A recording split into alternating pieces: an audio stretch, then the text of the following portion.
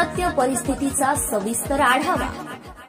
Anurag Jain police अधीक्षक वर्धा यांनी अंमली पदार्थ बाळगणारे आणि विक्री करणाऱ्या गुन्हेगारांवर धडक कारवाई करण्याचे स्थानिक गुन्हे शाखेस आदेशित केल्याने त्या अनुषंगाने अंमली पदार्थांची विक्री करणाऱ्या गुन्हेगारांवर कारवाई करण्याची स्थानिक गुन्हे शाखेने धडक मोहीम राबवली असून 16 सप्टेंबर 2025 रोजी स्थानिक गुन्हे शाखा वर्धाचे पथक पोलीस स्टेशन समुद्रपर हद्दीत पेट्रोलिंग करत असताना त्यांना मिळालेल्या गोपनीय माहितीवरून आरोपी रेश्मा मुस्तफा शेख वय 43 वर्ष राहणार बायपास नाना नानी पार्क चंद्रपूर हिच्यावर मौजा जाम बस स्टॉप परिसर येथे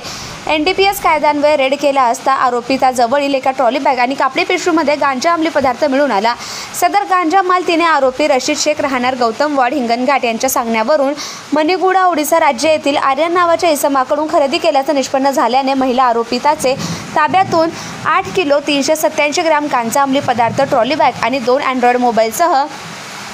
1,99,240 रुपयाचा मुद्देमाल जप्त करून सर्व आरोपींविरुद्ध पोलीस स्टेशन समुद्रपूर येथे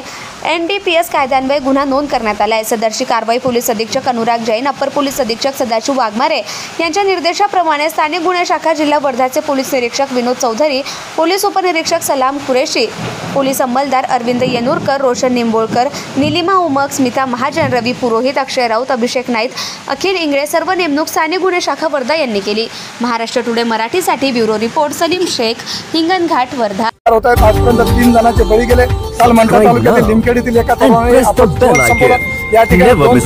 8 दिवसापासून